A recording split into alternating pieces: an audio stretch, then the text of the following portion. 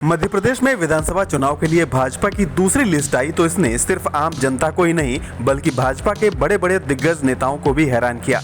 इस लिस्ट में 39 प्रत्याशियों का ऐलान हुआ और इनमें 3 केंद्रीय मंत्री समेत 6 सांसदों के नाम थे जिन्हें विधानसभा चुनाव लड़ना होगा। लिस्ट को देखकर मध्य प्रदेश भाजपा के वरिष्ठ नेता कैलाश विजयवर्गीय ने कहा कि वो अपना नाम देखकर हैरान रह गए थे।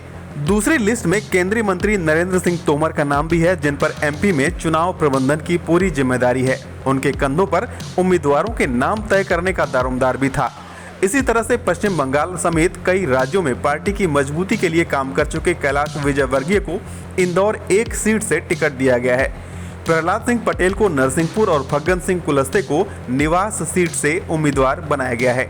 सवाल उठता है कि आखिर भाजपा को ऐसा करने की जरूरत क्यों पड़ गई थी। इसकी एक नहीं बल्कि कई वजहें बताई जा रही हैं। राजनीतिक विश्लेषकों का मानना है कि कांग्रेस के पिछली बार के प्रदर्शन और प्रदेश में 2 दशकों से भाजपा की सरकारों के प्रति एंटी इनकम्बेंसी को देखते हुए इस बार भी एमपी में भाजपा की राह आसान नहीं है। आपको याद होगा कि पिछले चुनाव के बाद एमपी में कांग्रेस ने सरकार बनाई जो 15 महीने बाद सिंधिया समीकरण के चलते गिर गई थी और भाजपा ने सरकार बना ली थी। तब और अब में सियासी हालात बहुत बदले नहीं हैं और आगे लोकसभा के चुनाव भी हैं। इसलिए भाजपा अपनी किलेबंदी को बहुत ही मजबूत करके चलना चाहती है। नरेंद्र सिंह तोमर को भी बीजेपी मुरैना जिले की दिमनी विधानसभा सीट से चुनाव लड़ा रही है, जिसे कांग्रेस का गढ़ माना जाता है। एमपी में भाजपा 2 दशकों से सत्ता में है, लेकिन दिमनी में 2008 में आखिरी बार बीजेपी को यहां से जीत मिली थी। इसके बाद से बीजेपी यहां से जीत के लिए तरस रही है। 2020 के सियासी उथल पुथल के बाद हुए उपचुनावों में भी दिमनी से कांग्रेस को ही जीत मिली थी।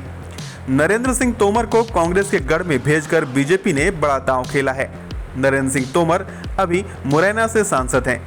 वहीं मुरैना जिले की 6 विधानसभा क्षेत्रों में से 4 पर कांग्रेस का कब्जा है। 2 सीट पर ही बीजेपी है। बीजेपी दिमनी से नरेंद्र सिंह तोमर को उतारकर मुरैना जिले की दूसरी सीटों को साधने की कोशिश कर रही है। नरेंद्र सिंह तोमर को वहां से चुनाव लड़ाने का असर जिले की दूसरी सीटों पर पड़ सकता है। इसके साथ ही दूसरे जिले भी प्रभावित होंगे और भाजपा को फायदा मिल सकता है। 2018 के विधानसभा चुनाव में ग्वालियर चंबल के क्षेत्र में कांग्रेस ने बड़ी जीत हासिल की थी।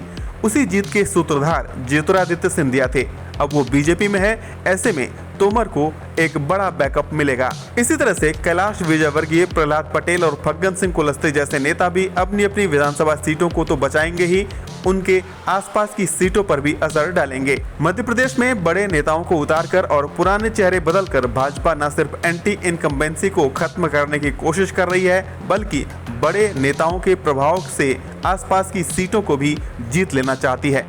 सिर्फ इतना ही नहीं, इन नेताओं को एमपी के मैदान में उतारकर भाजपा ने यह भी संदेश देने की कोशिश की है कि मध्य प्रदेश में सिर्फ शिवराज सिंह चौहान ही अकेले बड़े नेता नहीं होंगे राज्य की राजनीति में। प्रदेश की राजनीति में अभी तक शिवराज सिंह चौहान ही भाजपा का चेहरा रहे हैं। जाहिर सी बात है, तोमर, पटेल, विजयवर्गीय और कुलस्ते जैसे नेता जब विधानसभा में चुन कर जाएंगे और फिर से भाजपा की सरकार बनने की स्थिति आई तो इन नेताओं की भूमिका को कमतर नहीं रखा जा सकेगा। निश्चित रूप से ये बड़ी भूमिका में होंगे। चर्चाएं तो ये भी हो रही हैं कि जरूरत महसूस होने पर एमपी में भाजपा अपना चेहरा बदल भी सकती है। हालांकि इस बारे में अभी तक आधिकारिक रूप से कुछ भी नहीं कहा गया है।